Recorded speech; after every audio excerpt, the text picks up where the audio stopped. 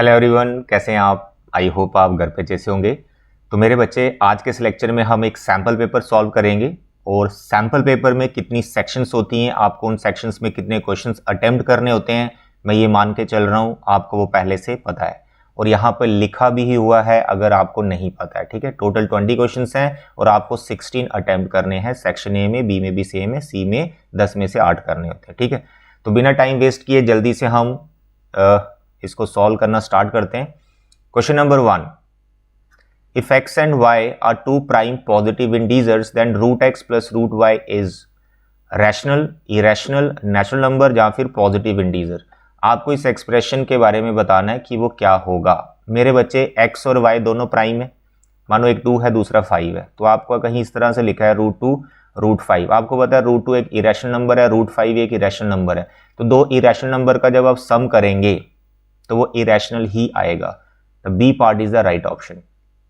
मेरे बच्चे जो आप टर्म 1 एग्जाम देने जा रहे हो अभी फाइनल वाला, मैं ये आपको इस चीज़ की श्योरिटी देता हूँ कि कम से कम 10 क्वेश्चंस ऐसे होंगे जिसमें आपको पेन भी यूज़ करने की जरूरत नहीं पड़ेगी, यानी without any calculation, without using pen आप उसका आंसर दे सकते हो, जैसे यही क्वेश्चन नंबर आपका 1 था।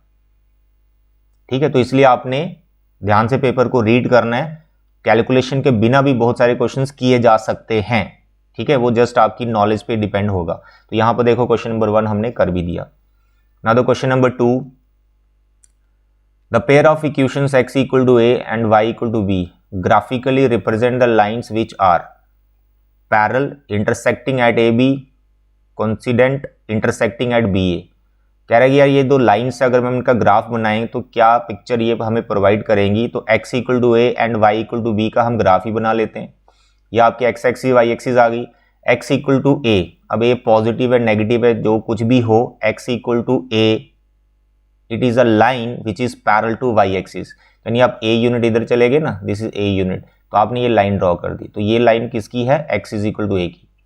फिर दूसरा y इक्वल टू बी, तो y equal to b is a line which is parallel to x axis, तो y equal to b, b को पॉजिटिव मानते हुए मैंने ये लाइन बना दी। तो ये equation y equal to b का ग्राफ आ गया, ये लाइन। अब ये दोनों लाइन इस पॉइंट पे इंटरसेक्ट कर रही हैं, तो इट इज क्लियर यार ये जो दो लाइन्स दी हैं ये इंटरसेक्टिंग लाइन है। तो भैया सी पार्ट तो ए पार्ट तो हो ही नहीं सकता। अब मसला है बी और डी में से कौन सा पार्ट होगा। मेरे बच्चे इस पॉइंट के आप कोऑर्डिनेट्स बता दो। आप इधर कितना यूनिट गए थे, ए यूनिट, ऊपर कितना यूनिट गए थे, बी यूनिट, तो इसके कोऑर्डिनेट्स होंगे ए कॉमा बी, तो इसका जो है बी पार्ट। ठीक है, छोटे छोटे क्वेश्चंस हैं, इसमें भी इतनी कैलकुलेशन थी नहीं, ग्राफ बनाया पता चल गया। Now the question number 3 triangle से रिलेटेड है, जो कि बहुत सिंपल क्वेश्चन है। इसमें you have two triangles D E F and P Q R, और ये कंडीशंस कुछ दे रखी है, angle D equal to angle Q, angle R equal to angle E, then which of the following is not true. अब इसमें ध्यान रखना है इज नॉट ट्रू, आपको वो सिलेक्ट करना है जो ट्रू नहीं है। ठीक है, तो उसमें से एक ही होगा जो ट्रू नहीं होगा। मेरे बच्चे ये जो आपको दो ट्राइंगल्स दे रखी हैं, इनके जो पार्ट्स इक्वल हैं, पहले इन दोनों ट्राइंगल की नेमिंग इसके रिस्पेक्ट में करो कि ये पार्ट्स कॉरेस्पॉन्डिंग बैठे, ताकि आप इन दोनों ट्राइंगल्स को सिमिलर बोल पाओ। और ये जो यहाँ पर ये जो पार्ट्स दे रखे हैं ए बी सी, ये कुछ रेशो में है तो आप रेशो बना पाओ। तो सबसे पहले एंगल को देखते हुए ट्राइंगल्स की नेमिंग करनी है। पहली ट्राइंगल की नेमिंग की कोई टेंशन नहीं है, इसको डी ई एफ ही रखो। दूसरी ट्राइंगल की नेमिंग एंगल को देखो, डी किसके बराबर रखा है उसने, क्यू के बराबर, तो आप पहले क्यू को लिखो। आर किसके बराबर रखा उसने, ई के बराबर, यानी जो दूसरा वाला ई है जो आर के बराबर, तो यहां पर आर रखो, तो क्यू आर, और तीसरा वाला यहां पर पी आ जाएगा। बस इतना सा काम ही आपको इस क्वेश्चन में करना है कि दोनों ट्राइंगल्स की नेमिंग इन एंगल्स के रिस्पेक्ट में करनी है, जो हमने कर दी है।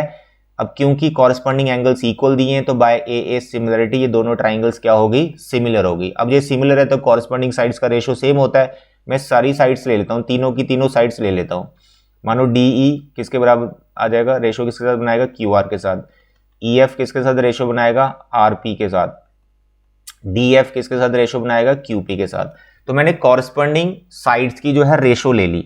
अब आपको दो दो करके यहां पर पेयर दे रखे हैं, तो आप सिलेक्ट करो क्या ये सभी पेयर्स हैं एक को छोड़कर। E F P R, E F P R, D F P Q, बिल्कुल ये तो सही वाला है भाई। ठीक है, ये ट्रू नहीं है, ये सही है, इट इज अ ट्रू। ठीक है, D E P Q, DE के नीचे तो QR आया, इसने PQ लिखा हुआ है, तो भाई B वाला मेरे को गलत ही लग रहा है। बाकी भी चेक कर लेते हैं। C वाला DE QR, DE के नीचे QR, ठीक है। फिर DF के नीचे PQ, DF के नीचे PQ, ये भी बराबर है, ये भी ट्रू है। फिर EF RP आ रखा है, DE QR ये भी आ रखा है, तो ये वाला भी ट्रू है। A, C और D ये तीनों पार्ट्स ट्रू हैं, क्योंकि ट्राइंगल सिमिलर है तो कॉरस्पॉन्डिंग साइड्स का रेशो आप इक्वल ले सकते हो, तो A, C, D वाले ट्रू वाले हैं। हमें ढूंढना है नॉट ट्रू, तो वो वाला आपका B पार्ट आ गया, ठीक है। इसमें भी कोई कैलकुलेशन नहीं थी, जस्ट आपने एंगल के रिस्पेक्ट में ट्राइंगल की नेमिंग करनी है, ये इंपॉर्टेंट है इसमें। Now the question number 4, very simple. The length of the diagonals of a rhombus are 16 cm and 12 cm. There is a rhombus, उसके diagonals का लेंथ दिया हुआ बेटा। मानो एक डायगोनल ये आ गया, दूसरा डायगोनल ये आ गया, इन दोनों की लेंथ दी, एक 16 है, दूसरा 12 है। The length of the side of the rhombus, बहुत सिंपल क्वेश्चन है, आपको साइड की लेंथ बतानी। मेरे बच्चे आपको पता है रेक्टेंगल हो, पैरेललोग्राम हो, स्क्वायर हो या rhombus हो, सभी के डायगोनल्स बाइसेक्ट करते हैं, मिड पॉइंट बनाते हैं, ठीक है। तो अगर मानो ये वाला डायगोनल 16 था तो मैं इसको 8 ले सकता हूँ ना, इतने पार्ट को, AO को, क्योंकि ये मिड पॉइंट बनाता है, ये बाइसेक्ट होते हैं, तो ये वाला पार्ट हो गया 8 यूनिट। दूसरा वाला अगर 12 यूनिट था तो ये वाला पार्ट मैं इसको 6 ले लूँगा, OB आपका 6 हो गया। भाई इसमें आप PGT लगाइए, पाइथागोरस थ्योरम लगाइए, तो आपको AB का लेंथ पता चल जाएगा। तो इस तरह से रोम्बस की सारी साइड्स इक्वली होती हैं, तो वही हमारा आंसर बैठेगा। तो बताइए भाई AB पाइथागोरस थ्योरम सर 64 36 100 आएगा, उसका रूट निकालेंगे 10 आएगा, तो B part is the right option. 1 to 4 अभी तक B पार्ट ही हमारे आंसर बैठ रहे हैं। क्वेश्चन नंबर 5, ये भी ओरल क्वेश्चन है, without using pen. Which one of the following can not be the probability of an event. अब इसमें बच्चों को कई बार कंफ्यूजन होती है, जो D पार्ट दे रखा ना 5%, तो बच्चे ऐसे सोचते हैं कि हमें सिखाया गया कि प्रोबेबिलिटी 1 और 0 के बीच में ही घूमती रहती है, मैक्सिमम 1 मिनिमम 0 हो सकती है, और आपने देखा यहाँ 5%, मतलब 1 से बड़ा आपको दिख रहा है 5, तो आप बोलते हैं कि D सर ये प्रोबेबिलिटी नहीं हो सकती। मेरे बच्चे 5% का मतलब होता है 5/100, ये ध्यान रखें, परसेंटेज भी यहाँ काउंट करनी है आपको। तो इसलिए हमारे पास जो प्रोबेबिलिटी है वो A पार्ट वाला यहाँ पर आ रहा है, 1.1 किसी इवेंट की प्रोबेबिलिटी नहीं हो सकती, ये 1 से ग्रेटर हो गया, ठीक है। तो गलती से हम कई बार D पार्ट ऑप्शन डाल देते हैं, तो यहाँ पर आएगा हमारा A पार्ट। 0.9 भी हमारी प्रोबेबिलिटी हो सकती है, 0.1 भी प्रोबेबिलिटी हो सकती है, 5% भी प्रोबेबिलिटी हो सकती है, लेकिन A 1.1 किसी इवेंट की प्रोबेबिलिटी नहीं हो सकती, it is greater than 1। Now the question number 6, it is also very easy. You have a triangle ABC जिसमें एंगल A आपका 90 डिग्री का है, ABAC का लेंथ गिवन है, AD जो है BC पे परपेंडिकुलर आ गई, ठीक है, और आपको AD का लेंथ फाइंड करना है। ऑप्शन है आपके पास 13/2, 16/13, 13/62, √15/13। डायग्राम बनाओ, उसके बाद आपको पिक्चर क्लियर हो जाएगी। मेरे बच्चे आपने बनाया एक right angled triangle, angle A पे 90 डिग्री का, बस ये ध्यान रखो, this is right angle triangle ABC। AD बना दो परपेंडिकुलर, बना दिया, ठीक है। काफ़ी सिंपल क्वेश्चन है ये, थोड़ी सी कैलकुलेशन आपको करनी पड़ेगी। इसमें एक थ्योरम है, आपकी जो NCERT है उसमें जो PGT वाली 2 थ्योरम्स हैं, उससे पहले आपकी एक थ्योरम है कि किसी भी राइट ट्राइंगल में 90 डिग्री वाले एंगल से जब आप परपेंडिकुलर बनाते हो हाइपोटेन्यूज के ऊपर, तो यहाँ पर ये जो 2 छोटी छोटी ट्राइंगल्स बनती हैं, दोनों आपस में सिमिलर होती हैं, और ये दोनों बड़ी ट्राइंगल के भी सिमिलर होती हैं, ठीक है। आई होप आपने ये थ्योरम किया होगा, उसी का कॉन्सेप्ट यहाँ पे यूज़ करना है। AD का लेंथ आपको आराम से मिल जाएगा।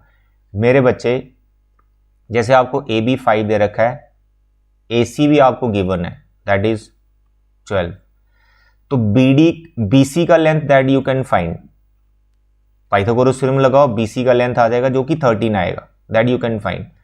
अब हमें ये जो BD है इसका लेंथ पता नहीं है एक्चुअल कितना है, तो लेट इट बी x। फिर जो DC है ये कितना होगा, DC हो गया आपके पास 13 - x। I hope it is clear, क्योंकि टोटल BC हमने 13 फाइंड कर लिया PGT लगाकर, तो BD और DC को हमने लेट कर लिया, BD को x लिया तो DC हमारी 13 - x हो गई। अब आप यहां पे ट्राइंगल जो 2 छोटी छोटी वाली 2 ट्राइंगल्स हैं, इनको आपस में सिमिलर बोल दो डायरेक्ट, क्योंकि bye theorem that you can say, आप बोल सकते हो सर BDA, ये छोटी वाली ट्राइंगल दिस वन BDA, ठीक है, is similar to triangle ADC, ये छोटी वाली ट्राइंगल। तो दोनों को मैंने आपस में सिमिलर ले लिया, D को बस सेंटर में रखना, 90 डिग्री का एंगल वहीं बन रहा है तो उनकी पोजीशन सेम रखना। तो जब ये दोनों ट्राइंगल सिमिलर है तो you can write sir BD upon AD, corresponding sides का रेशियो आप सेम ले सकते हो। तो BD by AD is equal to DA upon DC is equal to BA upon AC, ठीक है, ट्राइंगल सिमिलर, कॉरस्पॉन्डिंग साइड्स का रेशियो सेम। अब यहां पर सिंपली वैल्यूज डाल दो, जो जो वैल्यूज आपको पता है सब डाल दो। क्या BD का लेंथ पता है? यस सर, x लेट किया था, AD sir that we have to find, AD को हम y लेते हैं, ठीक है, x y में आपको अच्छा लगता है, तो मैंने यहाँ पे AD को y मान लिया, ध्यान रखना y आपको फाइंड करना है, AD को मैंने y रख लिया। Now what is DC? Sir DC हमारा है 13 माइनस एक्स, ये भी ठीक है। Now what is AB? AB sir AB हमारा 5 है, और AC सर AC हमारा 12 है। तो आप देखो यहाँ पर आपने रिलेशंस बना लिए। आप ऐसा करो, इसको और इसको इक्वेट कर लो, यानी फर्स्ट वाला लास्ट के को ले लो, ले लिया सर, ठीक है, इट इज 12। तो यहाँ से you can get equation sir 12x is equal to 5y, done. उसके बाद सेकेंड वाला भी लास्ट के को लो, तो you can write 5 upon 13 minus x is equal to 5/12। इसको कर दो सिंप्लीफाई, 12y 13 5 65 माइनस 5x। अब आपके सामने दो इक्वेशंस हैं जिनको मैंने सर्कल कर रखा है। इन दोनों इक्वेशंस को सिंपली आप सॉल्व करो, आपको एक्स वाई दोनों मिल जाएंगे। BD पूछा होता तब भी निकल जाता, DC पूछा होता तब भी निकल जाता, AD पूछा हुआ है वो भी निकल जाएगा। सिंपली आपको इनको सॉल्व करना है, तो आपका जो ऑप्शन है, मतलब जो आपका आंसर है वो y की वैल्यू होगी। अब जो y की वैल्यू आएगी इसमें बेटा B पार्ट आएगा। अब ये सॉल्व करने के लिए मैं आपके लिए छोड़ रहा हूं, that you can solve, elimination लगाओ, सब्स्टिट्यूशन लगाओ, आपकी चॉइस है, ठीक है। y का वैल्यू आएगा दैट इज 60/13, तो B part is the right option for question number 6। Question number 7 from trigonometry, जो कि बहुत सिंपल क्वेश्चन है, थोड़ा घुमा के पूछा हुआ है तो बिल्कुल घबराना नहीं है इसमें। देखो आपको ये कंडीशन दे रखी है x cos theta equal to 1, x cos theta equal to 1, तो cos थीटा कितना हुआ 1/x। अगर cos थीटा 1/x है तो sec थीटा कितना हुआ x, क्योंकि यहाँ में जो पूछा हुआ है x² माइनस y² पूछा हुआ है, तो हमने x का वैल्यू निकाल लिया जो कि sec थीटा होगा, cos का रेसिप्रोकल sec, और y हमें दे रखा है tan थीटा, तो हमें पूछा x² माइनस y²। अब x² y² का मतलब हमें ये पूछ लिया sec² theta minus tan² theta, क्योंकि जो x है वो sec है, जो y है वो tan है, तो it is x² minus y² that is sec² theta minus tan² theta. ये तो आइडेंटिटी बन गई आपकी, तो इट इज इक्वल टू 1, तो B part is the right option. Question number 8, ये भी ओरल क्वेश्चन है। विच one of the following has terminating decimal expansion. आपको बताया टर्मिनेटिंग डेसिमल एक्सपेंशन उसी का होता है जिसका डिनोमिनेटर क्या कंटेन करता है, जहां तो सिर्फ 2 एज ए फैक्टर कंटेन करे, जहां सिर्फ 5 एज ए फैक्टर कंटेन करे, जहां फिर दोनों हो, इनके अलावा नहीं होना चाहिए कुछ भी। तो आप देखेंगे A पार्ट में, C पार्ट में और D पार्ट में, ठीक है, 2 और 5 के अलावा भी फैक्टर आएंगे। 45 को करोगे सर 9 5 45, तो यहाँ पर 9 5 45, तो 9 के अंदर 3 फैक्टर आ जाएगा जो कैंसिल नहीं होगा कभी 37 से। 49 वाले को करोगे तो 7 × 7, 7 भी नहीं चाहिए, चाहिए तो 2 और 5 टर्मिनेटिंग के लिए, फिर 2 और 3, इसमें भी 3 आ गया जो कि कैंसिल नहीं होगा। तो टर्मिनेटिंग डेसिमल एक्सपेंशन आपको कौन देगा, B वाला पार्ट, तो इसका आंसर भी B पार्ट है। तो 8 क्वेश्चन में अभी तक आपने क्या देखा, क्वेश्चन नंबर 1 to 8 सभी का आंसर B पार्ट आ रहा है, सिर्फ इसमें एक क्वेश्चन था आपका क्वेश्चन नंबर 5 जिसका A पार्ट है, बाकी सबका B part. Now the question number 9th, if the system of equations has no solution then what is K। Very simple question. तो नो सॉल्यूशन की कंडीशन आपको पता है, A1/A2 is equal to B1/B2 is not equal to C1/C2, बस वही condition लगा दो। K/6 is equal to -5/2 is equal to 2 is not equal to 2/7। तो हमें K का वैल्यू चाहिए, तो भाई 6 को आपने उधर ले गए, ठीक है, इन दोनों टर्म्स को इक्वेट कर लिया, कैंसिल वैंसिल किया, 5 3 15, तो -15 आ रहा है इसका। D part is the right option. देखो विद इन सेकेंड्स क्वेश्चन हो रहे हैं, बोर्ड के पेपर भी ऐसा ही रहेगा, घबराना नहीं, सिंपल होता है पेपर उसका भी। Question number 10th is also very simple, coordinate geometry से है। You have 3 vertices of a triangle और आपको सेंट्राइड के कोऑर्डिनेट्स भी दे रखे हैं। मेरे बच्चे सेंट्राइड का पॉइंट हमें दे रखा है, तो सेंट्राइड के कोऑर्डिनेट्स आप खुद निकालो और इसके साथ कंपेयर कर दो। यानी मैं ये बात कर रहा हूँ, आपको चाहिए पी और क्यू, तो 1 + p - 4 / 3, ये फर्स्ट कोऑर्डिनेट आ गया सेंट्राइड का, जो हमने फॉर्मूले से लिखा x1 + x2 + x3 / 3। दूसरा वाला लिख दो 2, यहां पर लिख दो -3 और +q। ठीक है, बाय यूजिंग सेंट्राइड फॉर्मूला हमने ट्राइंगल का सेंट्राइड निकाल लिया, और ट्राइंगल का सेंट्राइड हमें गिवन भी है 5 - 1। तो फर्स्ट वाला फर्स्ट के इक्वल और सेकंड वाला सेकंड के इक्वल करके पी क्यू दोनों मिल जाएगा। तो यहाँ से हम जल्दी से निकाल लेते हैं। तो पी मेरे पास आ रहा है 5 × 3 = 15, यहाँ पर बचेगा आपका -3 उधर जाएगा तो +3 18। पी तो 18 आ गया, ये 2 ऑप्शन तो आप डिलीट कर दो, पी 18 है। अब क्यू निकालना है, तो क्यू हमारे पास आने वाला है 3 को उधर ले गए -3, और यहाँ पर बच रहा है हमारा -1 उधर जाएगा +1 और -2। भाई ए पार्ट इज आंसर, 10th का ए पार्ट आंसर है। ठीक है, काफ़ी सिंपल क्वेश्चन था।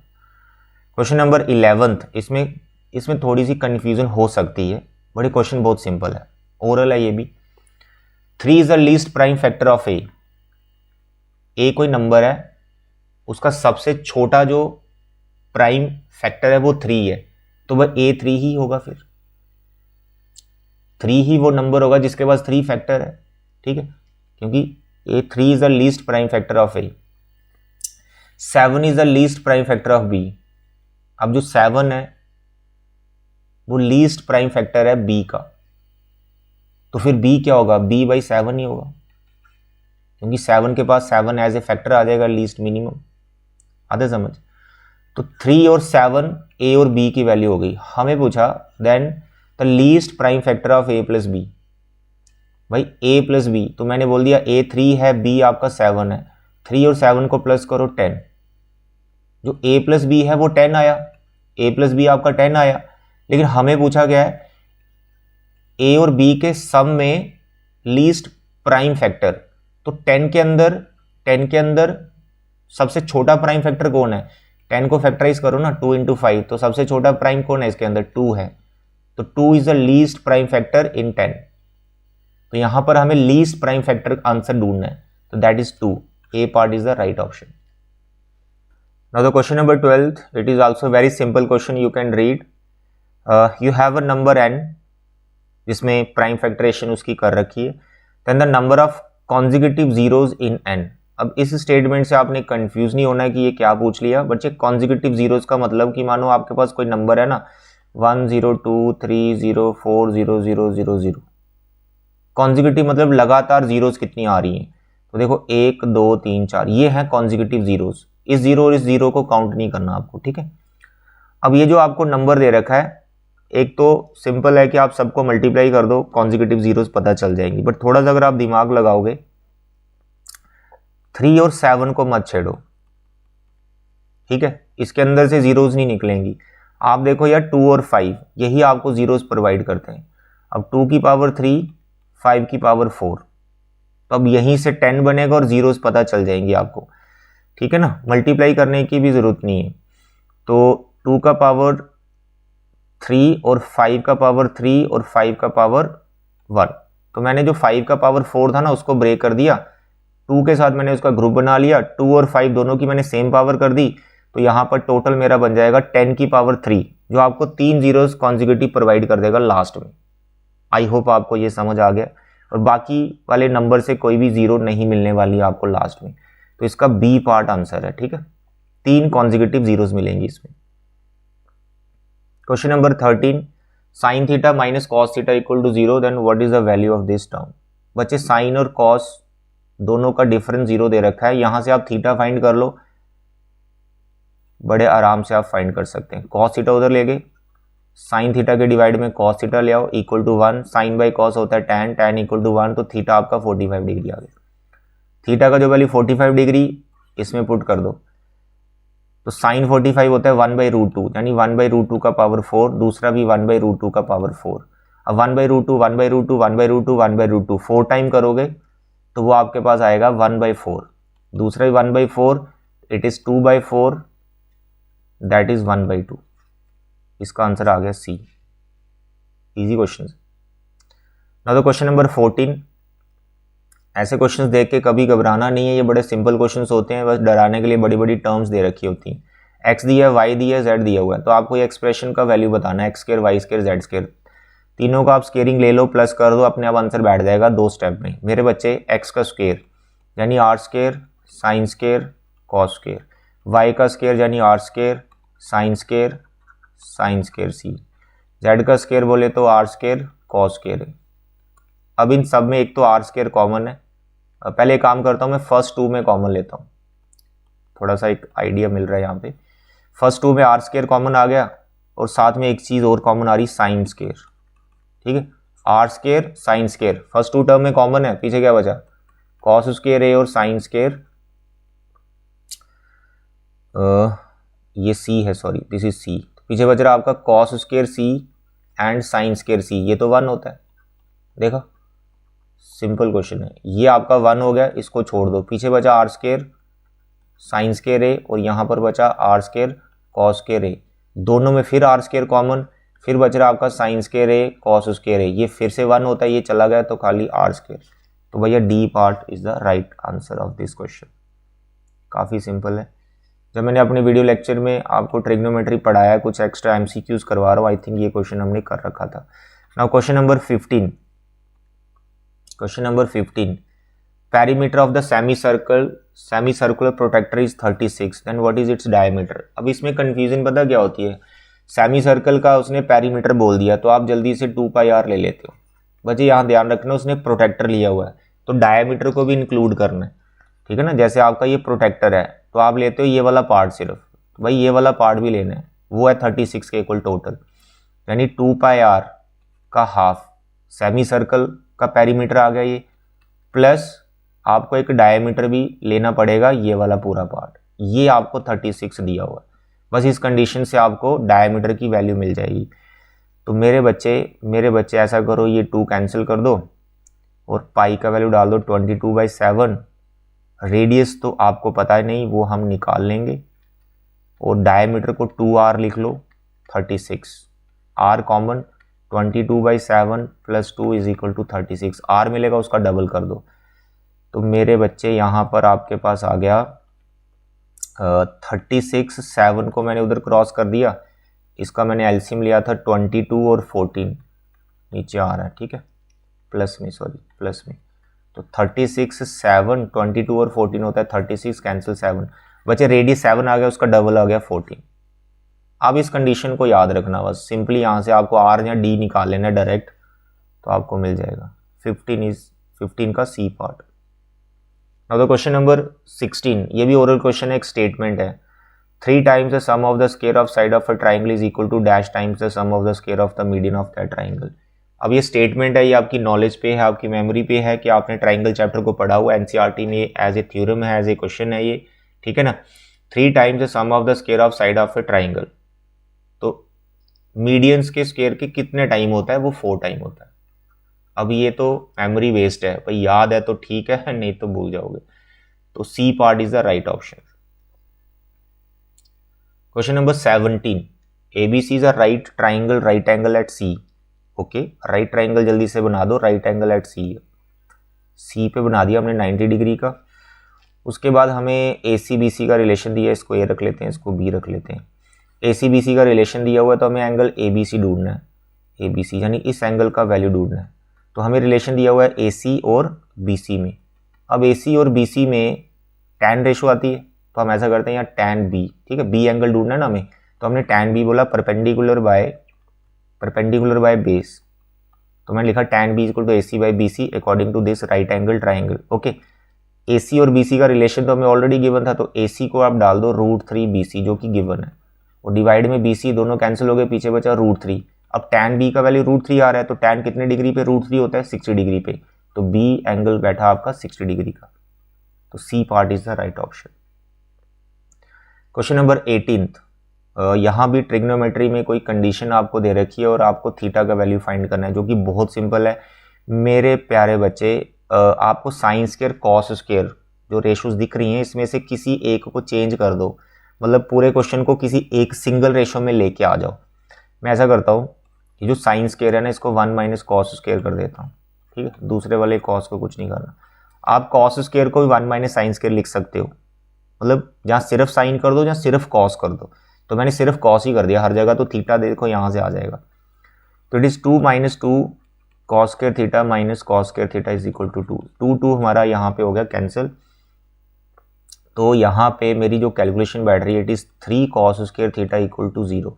तो माइनस 3 नॉन जीरो, वो कैंसिल हो जाएगा। Cos square theta equal to 0 यानी कॉस थीटा 0। तो कॉस थीटा का वैल्यू आ रहा है 0। तो कितने डिग्री पर कॉस 0 होता है सर? वो तो 90 डिग्री पर होता है। तो भैया D part is the right option.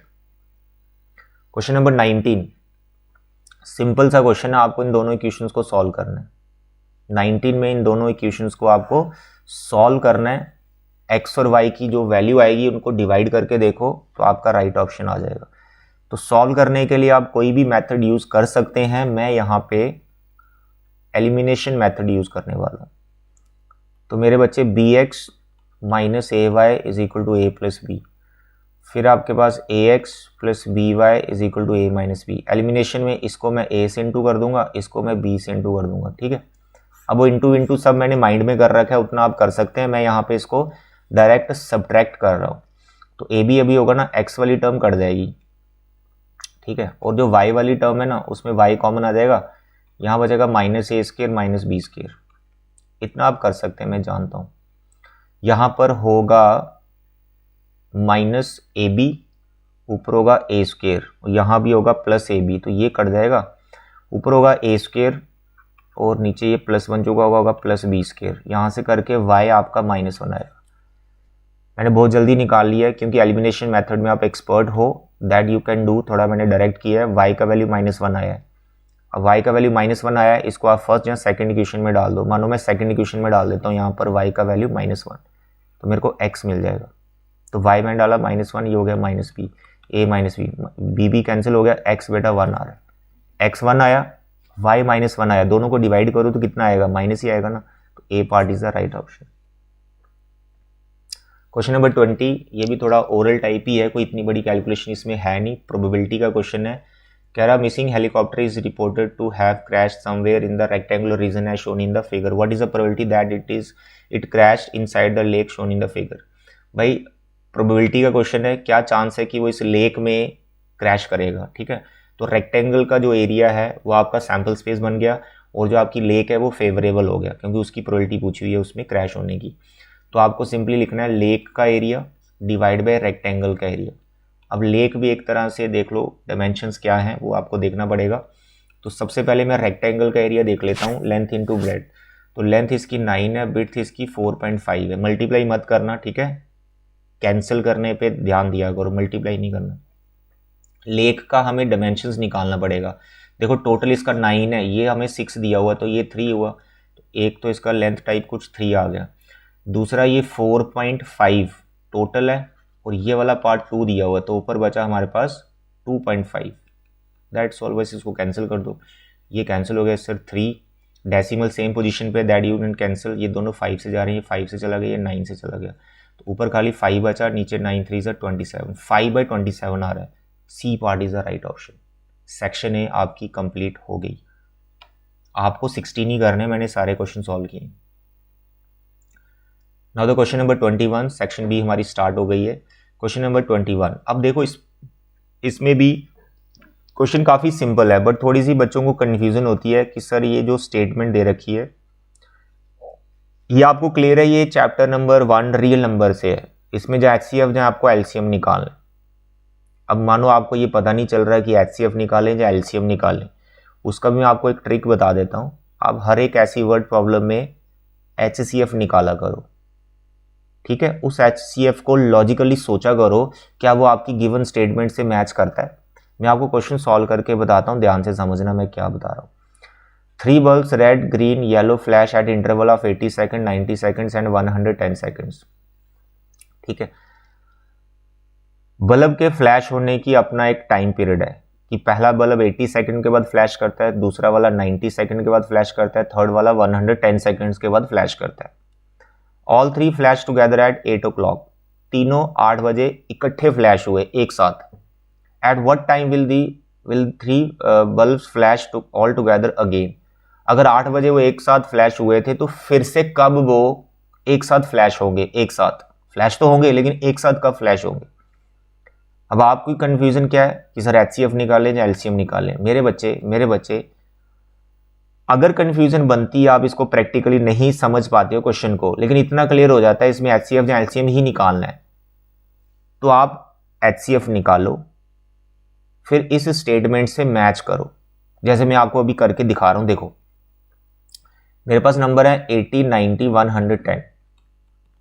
Prime factorisation तो करनी है ना, चाहे एचसीएफ निकालना हो चाहे एलसीएम निकालना हो, तो वो मैं जल्दी से कर लेता हूँ।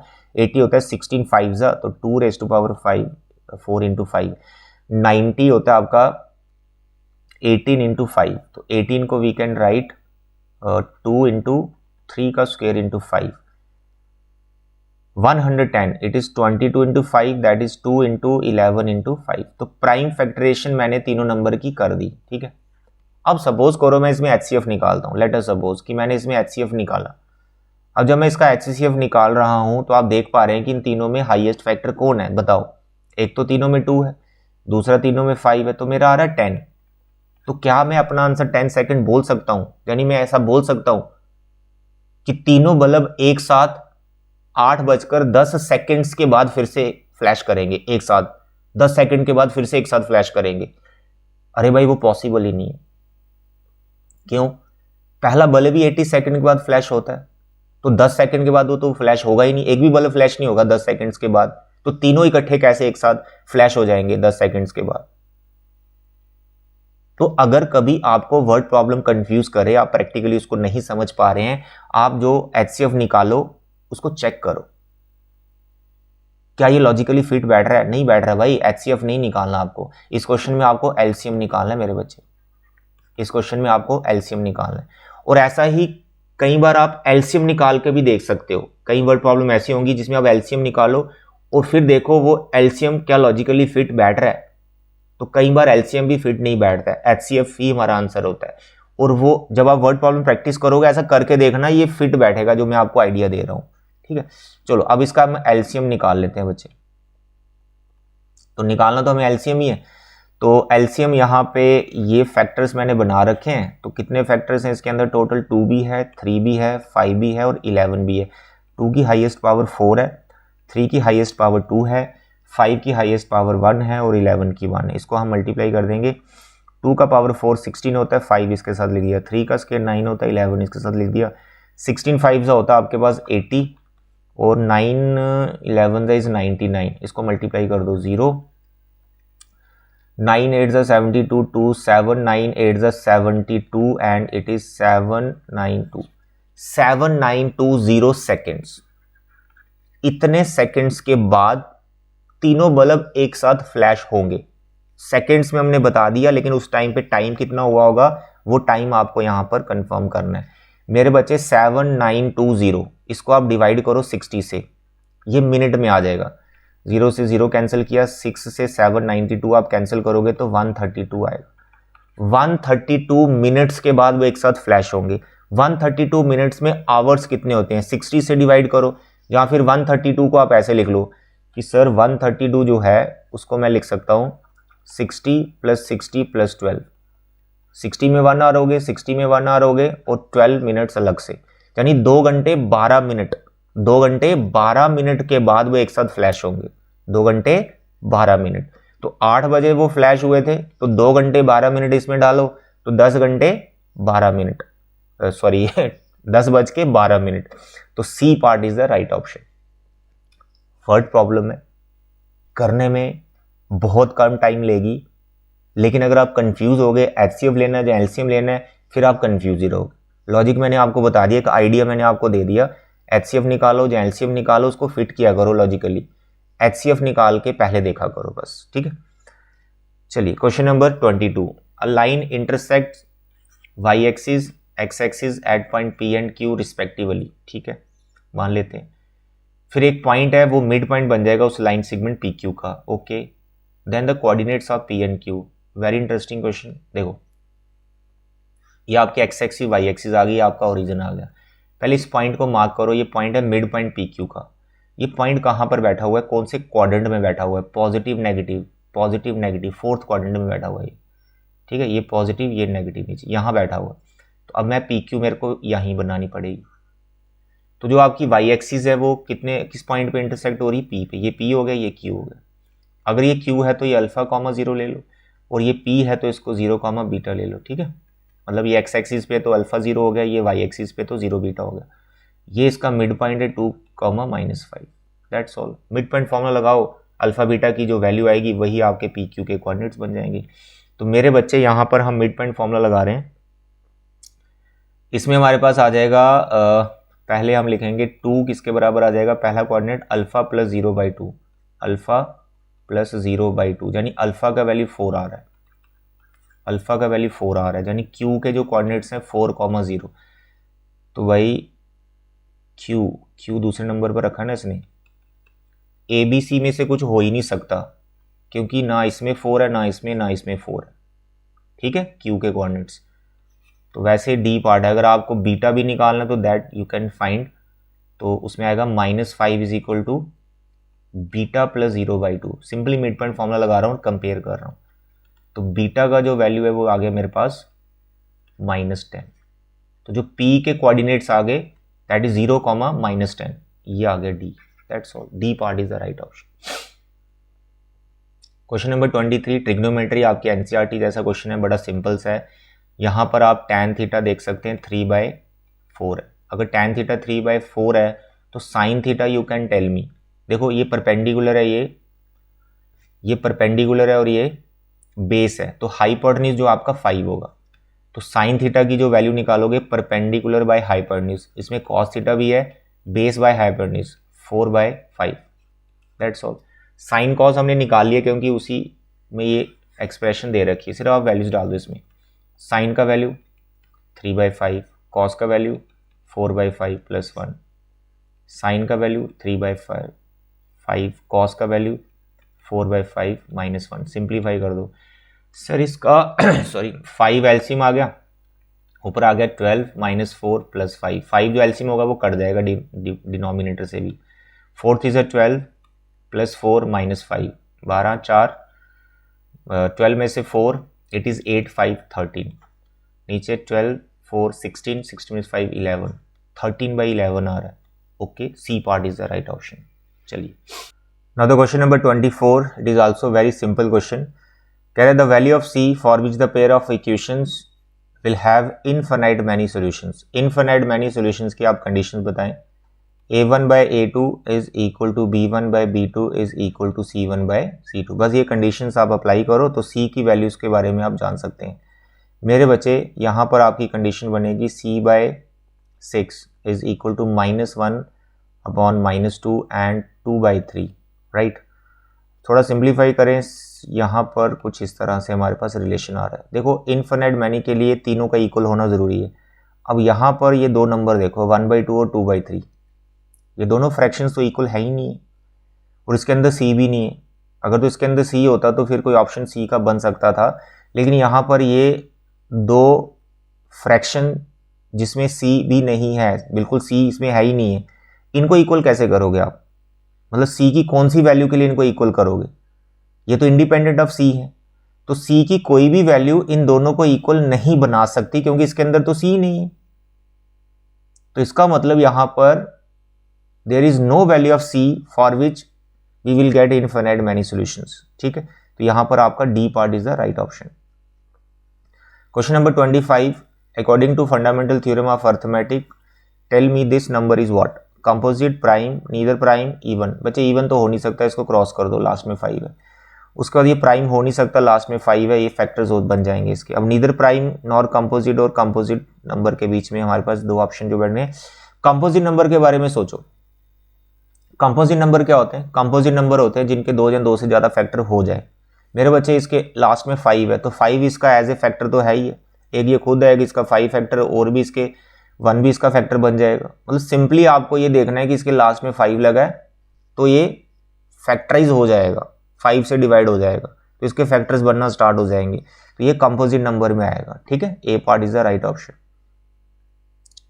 Question number 26, a bag contains 5 red balls some blue balls, ये आपके एनसीईआरटी का क्वेश्चन है। 5 red balls and some blue balls, let the blue balls x, ये हो गई हमारी total balls. If the probability of drawing a blue ball is double, देखो probability of blue ball, अब ब्लू बॉल कितनी मैंने ली x, तो ये जो मैं लिख रहा हूं x बाय 5 प्लस x, ये क्या लिख रहा हूं, प्रोबेबिलिटी ऑफ ब्लू बॉल लिख रहा हूं, favourable by total. The probability of blue ball is double that of red ball, तो रेड बॉल्स कितनी है 5 और टोटल हमारी 5 प्लस एक्स, 5 प्लस एक्स तो डिवाइड से कैंसिल हो गया, तो x हमारा सीधा 10 आ गया। ये आपके एनसीईआरटी में क्वेश्चन है, B part is the right option. Question number 27, cards marked with number 2 to 101 are placed in a box are mixed thoroughly, one card is drawn from the box। अब एक card हमने box में से निकाल लिया, the probability getting the number which is a perfect square, ठीक है। देखिए बच्चे पहले तो देखो टोटल नंबर कितने हैं जो आपका सैम्पल स्पेस बनेगा। अब 2 to 101 है, तो अगर 1 से 101 हो तो 101 होते हैं, तो 1 इसने लिखा ही नहीं हुआ, तो टोटल नंबर आपके 100 है, तो यहाँ भी सबके डिवाइड में देखो 100 ही लिखा हुआ है, ठीक है। अब हमें ये देखना है हमारे फेवरेबल आउटकम्स। अब परफेक्ट नंबर कितने हैं, देखो परफेक्ट में आपका 2 के बाद जो पहला बनेगा 4, फिर ऐसे आप लिखते जाओ, 3 का स्केयर 9, 4 का स्केयर 16, 5 का स्केयर 25, 6 का स्केयर 36, फिर 49, फिर 8 का स्केयर 64, फिर 9 का स्केयर 81, फिर 10 का स्केयर 100। इसके बाद तो आप जान नहीं सकते 11 का 121 हो जाएगा, तो कितने नंबर आएंगे 1 2 3 4 5 6 7 8 9 9, तो 9/100 is the right option, C part is the right option. Simple question था। Question number 28, tan theta plus cot theta is equal to 2, ठीक है। tan cot का सम 2 है, तो हमें tan square cot square find करना है। मेरे बच्चे सिंपली यार इस एक्सप्रेशन को आप स्केयरिंग कर दो, ठीक है, दोनों तरफ स्केयरिंग कर दो, दोनों तरफ स्केयरिंग कर दो, तो इसको लगाया a प्लस बी का होल स्केयर, तो आपको बैठेगा a square plus B square plus 2ab। तो जब आप ये लिख रहे हो तो ये tan और cot तो कैंसिल हो जाएंगे, एक दूसरे के रेसिप्रोकल है, तो tan स्केयर cot स्केयर तो आ ही गया, जो आपको बनाना है ये वाला 2 आप वहां ट्रांसफर कर दो, 4 में से 2 गया 2 इज द राइट ऑप्शन। काफी सिंपल क्वेश्चन था ये। Now the question number 29, it is also very simple question. A B C these are the vertices of this triangle, right? तो let this is A, this is B and this is C। Coordinates हैं इसके -2 4, B के आगे आपके 0 0, C के आगे -6 2। कह रहा है यार लेंथ ऑफ द मीडियन बताओ जो कि वर्टेक्स बी से ड्रॉ किया, ये आपने मीडियन ड्रॉ कर दिया, तो इसकी लेंथ बतानी है आपने, लेट इट इज BD। तो D is a mid point, क्योंकि ये मीडियन है, तो D अगर मिड पॉइंट तो उसके कोऑर्डिनेट्स निकालो पहले। तो मेरे बच्चे D के जो कोऑर्डिनेट्स आएंगे -2 -6 इज -8/2 इज -4, 4 and 2 6, 6/2 इज 3, ये आपके D के कोऑर्डिनेट्स आगे, डिस्टेंस फॉर्मूला लगा दो। BD को फाइंड करने के लिए जस्ट अप्लाई डिस्टेंस फॉर्मूला, क्योंकि B के कोऑर्डिनेट 0 0 हैं, तो सिंपली 4 का स्केयर इज 16, 3 का स्केयर इज 9, 25, 25 का square is 5, 5 is the right answer, ठीक है। रूट निकालिए 25, सिंपल था ये। Question number 30, S is a point on PQ, ठीक है, S is a point, this S it is a point on PQ, ठीक है। ट्राइंगल PQR, देखो ट्राइंगल का कोई भी क्वेश्चन है उसको आराम से पढ़ना, ठीक है, सिंपल होते हैं ऐसे, कोई टफ नहीं होता ये। अब इसमें कंडीशन है PS QS RS बराबर है, PS ये PS, दूसरा PS QS ये QS, S मिड पॉइंट हो गया, ठीक है, और RS ये तीनों साइड्स आपस में बराबर है, ये गिवन है, तो हमें इन चारों में से कोई ऑप्शन ढूंढना है कि कौन सा फिट बैठेगा। मेरे बच्चे अब यहाँ पर स्केयर आ रखा है, सब पे स्केयर आ रखा है, तो कहीं ना कहीं हम राइट ट्राइंगल के बारे में सोच सकते हैं जिसमें हम PGT अप्लाई करें, या फिर एक रेशो वाली हमारी थ्योरम है एरिया से रिलेटेड, वो भी हम सोच सकते हैं, बट एरिया का कोई कॉन्सेप्ट लग नहीं रहा। तो ये साइड्स इक्वल हमें दे रखे हैं, इससे देखें कोई एंगल हम 90 डिग्री प्रूव कर सकते हैं, क्योंकि स्केयर तो बनाना ही है साइड के ऊपर। मेरे बच्चे angle 1 is equal to angle 2, can I write? Yes, क्योंकि SP और RS ये दोनों बराबर है, एक ट्राइंगल में दो साइड्स बराबर है तो अपोजिट एंगल्स इक्वल हो गए। सेम इस ट्राइंगल में भी हो रहा है, QS और RS भी बराबर है, ठीक है, तो इसमें भी वी कैन राइट एंगल 2, इसका नाम रखो 3, angle 3 is equal to angle 4। तो आपने पहले लिखा angle 1 is equal to angle 2, फिर आपने लिखा angle 3 is equal to angle 4। चलो ये दो कंडीशंस मैंने यहाँ से बना ली जो गिवन सिचुएशन थी हमारे पास। अब इस पूरी ट्राइंगल में, कंप्लीट ट्राइंगल में एंगल सम प्रॉपर्टी लगा दो, यानी एंगल आर, एंगल क्यू और एंगल पी, तीनों का सम होता है आपका 180। जो एंगल आर की पोजीशन पर है 1 और 3, ठीक है, तो इसको लिख लेते हैं 1 और 3। एंगल क्यू की पोजीशन पर मैंने 4 रखा हुआ है, एंगल पी की पोजीशन पर मैंने 2 रखा हुआ है, ठीक है, इक्वल टू 180। तो यहाँ पे जो इक्वल हमने यहाँ पर ये दो रिलेशंस बनाए हैं, इनको मैं यूज़ करता हूँ यहाँ पर। एंगल 1 2 के इक्वल है, ठीक है, चलिए 1 को फिलहाल ऐसे रखता हूँ, 3 4 के इक्वल है, तो यहाँ पर हम 3 को भी ऐसे रखते हैं, 4 3 के इक्वल है, तो 4 की जगह मैं 3 लिख रहा हूँ। देखो मैं एंगल आर में आ रहा हूँ, ठीक है, एंगल 2 1 के इक्वल है, तो यहाँ पर मैंने 1 लिखा। देखो 1 1 2 time it is 2 time angle 1, 3 3 2 time it is 2 time angle 3 is equal to 180। तो यहाँ पर मैंने 2 ले लिया कॉमन, 1 और 3 इक्वल टू 180, तो एंगल 1 और 3 का सम मेरे को 90 मिल रहा है।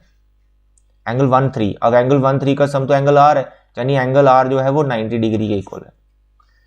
जब आप ये चीज़ बता देंगे कि एंगल आर 90 के इक्वल है, तो आराम से पीजीटी अप्लाई करके रिलेशन कहीं ना कहीं बन जाएगा, क्योंकि एंगल आर अगर 90 डिग्री है तो जो हमारा क्यू पी है ये हमारा हाइपोटेन्यूज हो गया। तो I can write now this by PGT Q P square is equal to sum of squares of other two sides, that is R Q square plus R P square. अब ये relation देखो कहीं लिखा हुआ है R P square, P Q square P Q square P Q square, ये लिखा हुआ है पी क्यू स्क्वायर, ठीक है, equal to R Q square, ये आ गया are Q square equal to R P square. C part बैठ रहा है बेटा इसका कर, ठीक है, बाकी वाले पार्ट में भी आप देख सकते हैं, बट एंगल आर हमने 90 बता दिया है, राइट ट्रायंगल हो चुकी है, पीजीटी लगाई तो ये ऑप्शन हमारा आ गया है, तो C part is the right option. Now the question number 31 is coordinate geometry से रिलेटेड है, सिंपल है यार। x is coordinate of p is twice of its y coordinate, x coordinate is twice of y coordinate. अगर y coordinate को मैं alpha लेता हूं तो x कोऑर्डिनेट मेरा 2 अल्फा हो जाएगा, तो ये तो भाई p के कोऑर्डिनेट्स आ गए 2 alpha comma alpha. If p is equidistance from q and r, from q and r, तो भाई ये डिस्टेंस फॉर्मूला लगाना है सिंपली आपको, P Q is equal to P R, squaring पहले कर लो, अब लगाइए डिस्टेंस फॉर्मूला, क्यू के कोऑर्डिनेट्स हमारे ये और आर के हमारे ये। ऐसा क्वेश्चन आपने 7.1 में किया होगा, है ना, 1 point equidistance from other 2 points. तो जो इक्यू डिस्टेंस पर बैठा हुआ है उसके कोऑर्डिनेट्स की कुछ कंडीशन थी, एक्स, उसका जो एक्स कोऑर्डिनेट है is twice of its Y coordinates. बस ये ध्यान रखना कि कैसे हमें लेट करना है। तो वाई को मैंने अल्फा ले लिया, एक्स कोऑर्डिनेट उसका 2 अल्फा हो गया क्योंकि एक्स कोऑर्डिनेट ट्वाइस है, तो दिस इज 2 अल्फा अल्फा। अब लगाइए डिस्टेंस फॉर्मूला सिंपली पी और क्यू के बीच में, तो ये मेरे पास आ जाएगा पी और क्यू के बीच में, पी है मेरा 2 अल्फा अल्फा, तो मेरे पास आ जाएगा 2 अल्फा माइनस 2 का होल स्क्वायर, दूसरा आ जाएगा अल्फा प्लस 5 का whole square is equal to P are.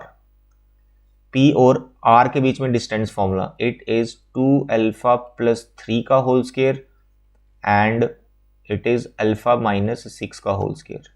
मेरे बच्चे अब ये ऑप्शन मैं आपके लिए छोड़ रहा हूं, आपको इसको सिंप्लीफाई करना, मैं सिंप्लीफाई करूंगा, थोड़ा टाइम लग जाएगा, ठीक है, आप इसको सिंप्लीफाई करो, you will get the alpha का वैल्यू। मैंने बता दिया क्वेश्चन सॉल्व कैसे करना है। जब आप इस एक्सप्रेशन को पूरा सिंप्लीफाई करोगे तो आपको अल्फा का वैल्यू मिल जाएगा। I hope you can do.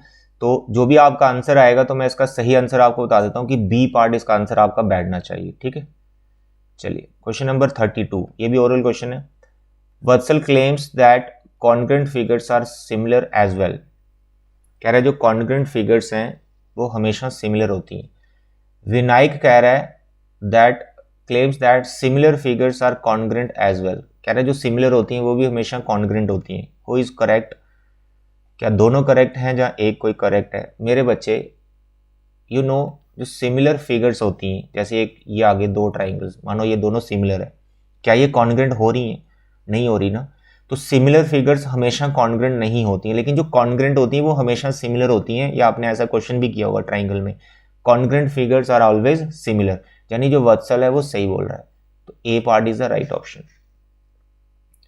Question number 13, the area of an equilateral triangle described on one side of the square is dash area of an equilateral triangle describe and one of its diagonal. मेरे बच्चे ये भी memory based question है, अगर आपने triangle chapter पढ़ रखा है उसमें 6.4 एक्सरसाइज आई थिंक, उसमें एक क्वेश्चन है हमारा ये वाला, ठीक है। तो यहाँ पर आपका आंसर जो बैठेगा हाफ है। क्वेश्चन प्रैक्टिस किया तो याद रहेगा आपको, half is the right option, B part is the right option. Question number 34, the coordinates of the point which is a reflection of this point in X axis. मेरे बच्चे इसका ये मतलब है कि एक्स एक्सिस को मिरर बता दिया, इस पॉइंट का रिफ्लेक्शन ढूंढना है। तो ये पॉइंट पहले देखो कहाँ पर है, -3 और 5 यहाँ पर कहीं बैठा हुआ है, तो इसकी रिफ्लेक्शन यहाँ पर होगी इस क्वाड्रेंट में, क्योंकि एक्स एक्सिस मिरर बना हुआ है। तो ये वाला तो इधर ही यूनिट जाओगे तो नीचे भी तो उतना यूनिट आओगे, लेकिन नेगेटिव साइड आओगे। तो -3 -5 is the right option, -3 -5 is the right option, that is C. तो क्वेश्चन नंबर 35, ये तो बहुत सिंपल क्वेश्चन आ गया, एलसीएम निकालना इन दोनों का। तो एलसीएम का मैंने क्या बता रखा है, जितने भी आपको फैक्टर्स दिख रहे हैं ना, प्राइम फैक्टर रेशियो, सारे फैक्टर लिख दो, लिखते सारे फैक्टर, इनके ऊपर हाईएस्ट पावर लिखनी होती है एलसीएम के केस में। इस पे 3 आ गई, 3 का यहाँ पर आ गया, 2 का पावर 3, 3 का power 3, C part is the right option. Question number 36, अच्छा क्वेश्चन है ये, कह रहा है एओबी इज अ सेक्टर, उसका एंगल 60 डिग्री का है, विद सेंटर ओ, रेडियस भी दे रखा है 17, एपी परपेंडिकुलर है ओबी पे, ठीक है सर, एपी 15 है, ये 15 आ गया आपका। What is area of the shaded reason, तो आपको शेडेड रीजन का एरिया निकालना है। सिंपली यार, एपी क्योंकि परपेंडिकुलर है ना, तो वो राइट ट्राइंगल हो गई ऊपर बनी है जो, ठीक है। अगर राइट ट्राइंगल हो गई तो पूरा सेक्टर में से वो राइट ट्राइंगल को माइनस कर देंगे। तो सेक्टर का area as you know θ/360 πr², और राइट ट्राइंगल है यहाँ पर 1/2 बेस इंटू हाइट, सिर्फ वैल्यूज डालो, थीटा आपका 60, 360, पाई का value 22/7 and the radius is 17 minus half. अब इस ट्राइंगल का आपको बेस देखना पड़ेगा, ठीक है। तो ये राइट ट्राइंगल है ना, तो 90 डिग्री का इसका यहाँ बैठा हुआ है, तो बेस इसका आ गया जी 15, और OP that you have to find, OP आपको फाइंड करना पड़ेगा मेरे बच्चे। इसका जो रेडियस है वो है 17, ठीक है, रेडियस इसका 17 था ना, तो दैट वी कैन फाइंड 17 का स्क्वायर इज इक्वल टू 15 का स्क्वायर इज प्लस ओपी का स्क्वायर, ठीक है, आते समझ। इस राइट ट्राइंगल में मैंने पहले लगाई पाइथागोरस थ्योरम, 17 का स्क्वायर इक्वल टू 15 का स्क्वायर इज प्लस ओपी का square, OP that you can find, 17 का स्क्वायर इज 289, 15 का स्क्वायर इज 225, दोनों को माइनस करो, 9 में से 5 सर 4, यहाँ पर है 8, 8 में से 2 सर 6, 64 आया, तो ओपी 8 बैठेगा, तो here you have to put 8। इस टर्म की बचे आपने टोटल कैलकुलेशन करनी है, तो आपको 36 का राइट ऑप्शन मिल जाएगा, जो कि है हमारा C part, that is 91.4। I hope इसकी आप कैलकुलेशन कर सकते हो, मैंने आपको समझा दिया क्वेश्चन करना कैसे। ओपी को आपको फाइंड करना पड़ेगा ट्राइंगल का एरिया निकालने के लिए, जो कि पीजीडी से आराम से हो जाएगा, ठीक है। तो बढ़ते हैं नाउ द क्वेश्चन नंबर 37, ये भी एरिया रिलेटेड टू सर्कल है, जो कि बहुत ज्यादा सिंपल क्वेश्चन है। ये कह रहे area of the shaded region, ये शेडेड रीजन आपको फाइंड करना है। With arc drawn with centre P Q R intersect the pair at mid points A B and C. भाई ए पे रखी कंपास, ये आर्क लगा दी, फिर बी पे रखी कंपास, आर्क लगा दी, फिर डी पे फिर आर्क लगा दी, फिर सी पे आर्क लगा दी आर्क, सेक्टर आपने बना दी। अब ये वाले जो सेक्टर हैं ये क्वाड्रेंट्स हैं, क्या है क्वाड्रेंट्स, क्योंकि एंगल 90 डिग्री के, और इनका जो रेडियस है वो 12 का हाफ होगा, क्योंकि बोल रखा है पी एस आर और क्यू जो मिड पॉइंट है इन साइड्स के, तो ये सबका जो रेडियस है वो 6 होगा, सबका जो रेडियस है वो 6 होगा, ठीक है, और ये स्क्वायर है पूरा। तो बताइए शेडेड रीजन का एरिया। मेरे बच्चे इसमें जो रिक्वायर्ड एरिया आएगा वो तो आएगा स्क्वायर में से हम 4 क्वाड्रेंट माइनस करेंगे जो अनशेडेड है, 4 क्वाड्रेंट मिलकर एक सर्कल बनती है, 4 क्वाड्रेंट मिल जाए तो एक सर्कल बनती है, यानी एक सर्कल माइनस करनी है आपको, pi R square, that's all. Side जो है स्क्वायर की 12 है, पाई का वैल्यू 22/7 ले लो, रेडियस जो है क्वाड्रेंट के लिए सर्कल के लिए वो 6 होगा। बस इस चीज को आपको सिंप्लीफाई करना है, then you will get your right answer. 37 का जो आंसर है वो बी पार्ट है, इसको आपने सॉल्व जरूर कर लेना है, ठीक है।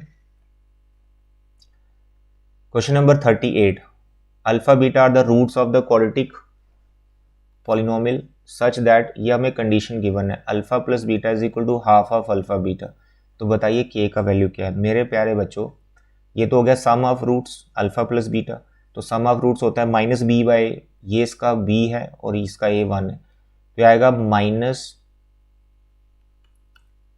बी बाय ए वन। ठीक है, ये माइनस का ऑलरेडी ये ध्यान रखना, माइनस यहाँ पर आपको लेना पड़ेगा, तो माइनस ऑफ बी, तो बी माइनस का ये प्लस हो जाएगा B, half product of root C by A, तो जो सी है वो है two K minus one by A, two cancel, minus minus plus, ये बन गया आपका K plus six is equal to two K minus one. यहाँ पर आपके पास आ जाएगा six plus one is equal to K आपका 7 आ रहा है, तो D part is answer. A wheel has diameter 84 and the number of complete revolution it takes to cover this distance. मेरे बच्चे, नंबर ऑफ रेवोल्यूशंस का मैंने आपको शॉर्टकट बता रखा है कि जब भी आपको नंबर ऑफ रेवोल्यूशंस फाइंड करने हैं, टोटल डिस्टेंस जितना भी व्हील ने कवर किया, टोटल डिस्टेंस डिवाइड कर दो उसी के सरकमफ्रेंस से। अब यहाँ पे टोटल जो डिस्टेंस है वो है उसका 792, लेकिन यहाँ पर आपको एक चीज़ नोटिस रखनी है, उसका डायमीटर सेंटीमीटर में है और ये दे रखा है डिस्टेंस है मीटर में, तो यूनिट सेम होना चाहिए, नहीं तो आंसर गलत हो जाएगा। तो 792 जो मीटर है, मैं इसको सेंटीमीटर में लिख देता हूँ, 2 जीरो डाल दिए, सेंटीमीटर में हो गया। तो व्हील ने इतना डिस्टेंस कवर किया, इसको डिवाइड करो आप सरकमफ्रेंस के साथ, जो कि क्या होता है 2 पाई आर। अब रेडियस इसका हाफ ले लो, ये डायमीटर है, दैट इज 42। अब इसको जब आप सिंप्लीफाई करोगे and you will get the required answer, number of revolutions आ जाएंगे, जो कि हमारा है D part, 300 is the right answer. Question number 40, section B का लास्ट क्वेश्चन, लीनियर इक्वेशन से रिलेटेड है, बड़ी सिंपल सी इक्वेशंस बनेगी यहाँ पर। Aruna has ₹1 and 2 coins with her, okay, if the total number of coins is 50। यार x मान लेते हैं ₹1 वाले कॉइन और y मान लेते हैं ₹2 वाले कॉइन, तो दोनों को प्लस किया तो 50 आ जाएगा, क्योंकि टोटल नंबर ऑफ कॉइन्स उसके पास 50 है। फिर उसके पास टोटल जो मनी है वो 75 है। अगर x कॉइन ₹1 वाले हैं तो 1 इंटू एक्स हो गया अमाउंट जो ₹1 वाले कॉइन ने बनाया। फिर अगर उसके पास ₹2 वाले y कॉइन्स हैं तो 2y करोगे तो अमाउंट बन जाएगा जो ₹2 वाले बना रहे हैं, तो टोटल अमाउंट उसके पास है 75। बस आपको इन दोनों इक्वेशंस को सिंपली सॉल्व करना है, सब्ट्रैक्ट कर दो, जैसे ये लिखी हुई है, 2y में से y गया, 75 में से 50 चला गया 25 तो x भी 25 आएगा, D part is answer. Now the section C में एज यू नो 10 क्वेश्चंस रहेंगे, आपको 8 करने होते हैं, लेकिन मैं यहाँ आपको सभी क्वेश्चन सॉल्व करके बता रहा हूँ। बचे थ्योरी, आप प्लीज़ इसको रीड कर लीजिएगा, दिस पार्ट, ठीक है, this part you can read.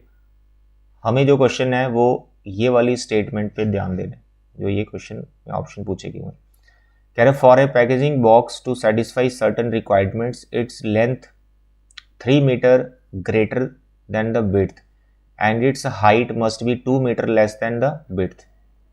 मेरे बच्चे, जो ये स्टेटमेंट दे रखी है लेंथ और हाइट के बारे में, ये विड्थ से रिलेटेड है, तो इस बॉक्स की जो विड्थ है ये x ले लो। अगर ये विड्थ x है तो इसकी लेंथ कितनी होगी, वो उसने बोल रखा है length is 3 metre greater than the width, तो लेंथ जो होगी वो x + 3 होगी, ठीक है। और हाइट के बारे में बता रखा है 2 मीटर लेस, ये जो हाइट इसकी दे रखी है 2 metre less than the width, तो इसको आप रखेंगे हाइट को, इट इज x - 2। तो बॉक्स की लेंथ, विड्थ और हाइट तीनों आ गई। अब आप इसके ऑप्शंस देखो क्या है। पहला ऑप्शन, अच्छा विड्थ उसने ऑलरेडी x ली हुई है, okay. Which of the following polymer represent the volume of the box. अब कौन सा ये वॉल्यूम प्रोवाइड कर रही है क्वेश्चन। मेरे बच्चे, volume of the box, cuboid का वॉल्यूम कितना होता है, length into breadth into height. Simply इन तीनों फैक्टर्स को आप मल्टीप्लाई करो, आपका आंसर आ जाएगा। तो मल्टीप्लाई करते हैं, x + 3 के साथ मैं x इंटू कर देता हूँ, x - 2 इंटू कर देता हूँ, इट इज़ x² + 3x, फिर x - 2, फिर आ गया x³, फिर आ गया आपका x³, फिर आ गया आपका -2x², फिर आ गया 3x², फिर आ गया 6x। तो टोटल बना x³ + x² - 6x। भाई ये वॉल्यूम को रिप्रेजेंट करेगा polynomial, x³ + x² - 6x, B part is answer. फिर कह रहा है which of the following polymer represent the area of a paper use to make, area of the paper, यानी पूरा बॉक्स बनने में कितना पेपर यूज हुआ उसका एरिया बताओ। मेरे बच्चे सिंपली क्यूबाइड का टोटल सरफेस एरिया आपको फाइंड करना होगा, that is twice of length breadth plus breadth height plus height length.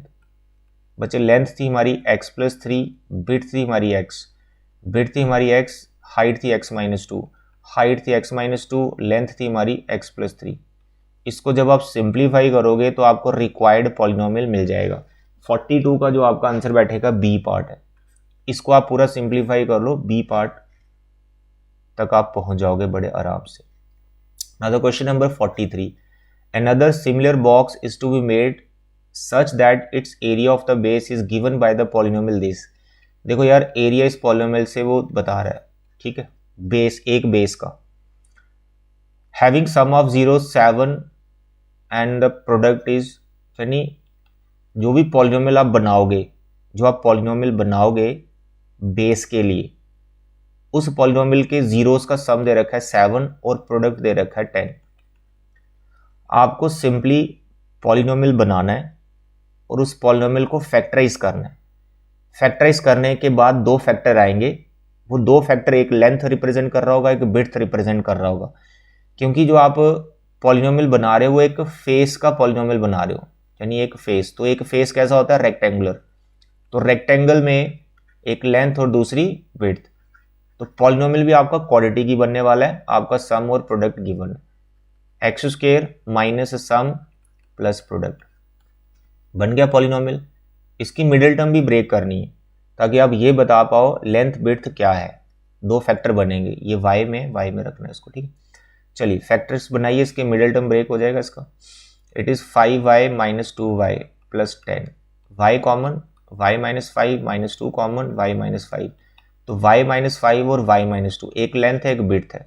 अब यहाँ पर देख लीजिए ये ऑप्शन है दो, y माइनस 5 और y माइनस 2, y माइनस 5 और y minus 2, C part is the right option.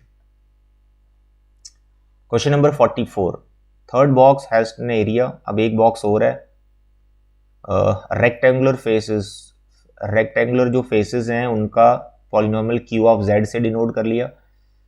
To zeros are, zeros दे रखे हैं, एक 3 और माइनस 5।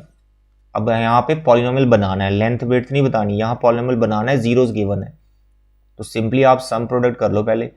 सम आ जाएगा इसका -2 और प्रोडक्ट आ जाएगा -15। तो जो पॉलिनोमियल बनेगा एक्स स्क्वायर जेड में, जेड स्क्वायर माइनस सम, सम ऑलरेडी माइनस में तो +2x हो जाएगा, +2z हो जाएगा, एंड द प्रोडक्ट इज -15, तो Z square plus 2z -15, D part is the right option. 45 question, area of the top of the box is this. चलो ठीक है, ये एरिया आ गया बॉक्स के जो टॉप का है, ये एक्सप्रेशन एरिया को रिप्रेजेंट कर रही है। If the zeros are reciprocal of each other then K, भाई ये एरिया है जो कि क्वाड्रेटिक है, इसके जो जीरोज है वो एक दूसरे के रेसिप्रोकल हैं। जब किसी क्वाड्रेटिक पॉलिनोमियल के जीरोज रेसिप्रोकल हैं तो उनका प्रोडक्ट कितना हुआ, 1, यानी जो अल्फा इंटू बीटा है that is equal to 1, that you can take, क्योंकि they are reciprocal of each other. और प्रोडक्ट ऑफ जीरोज क्या होता है, c बाय a, तो c है इस पॉलिनोमियल में k और a है यहाँ पर 5, तो k का वैल्यू आपका 5 आ जाएगा, a part is the right option. Now the case study number 2, मेरे बच्चे यहाँ पर you can read this statement, you can read this statement, you can read this statement, पढ़ो आराम से इसको, ठीक है। तो यहाँ पर हमारा मेन फोकस ये है कि ये जो हमें डायग्राम दे रखी है, ये जो पिक्चर दे रखी है, जो कोऑर्डिनेट प्लेन जैसा आपको दिख रहा है, यहाँ पर डिफरेंट पॉइंट्स दिख रहे हैं, ये बच्चों की पोजीशन है, चिल्ड्रन यहाँ पर डिफरेंट एक्टिविटीज़ कर रहे हैं, ठीक है। तो हमें जो ऑप्शंस दे रखे हैं, जो क्वेश्चंस दे रखे हैं, उस पर बात करते हैं। 46, P is considered as origin then the coordinates of B, P is considered as origin, भाई ये P को अगर आप ओरिजिन मान लो तो B के कोऑर्डिनेट्स क्या होंगे, तो B ढूंढो कहाँ पर बैठा हुआ है भाई, ये रहा B। ये कितने यूनिट है, 1 2 3, पहला कोऑर्डिनेट इसका 3 आ गया x वाला, दूसरा 1 2 3 4 5 6 7 8, तो भाई B के कोऑर्डिनेट्स 3 8 होंगे, B part is the right option. Question 47, the distance between the children h and g, h और g के बीच में डिस्टेंस निकालना है।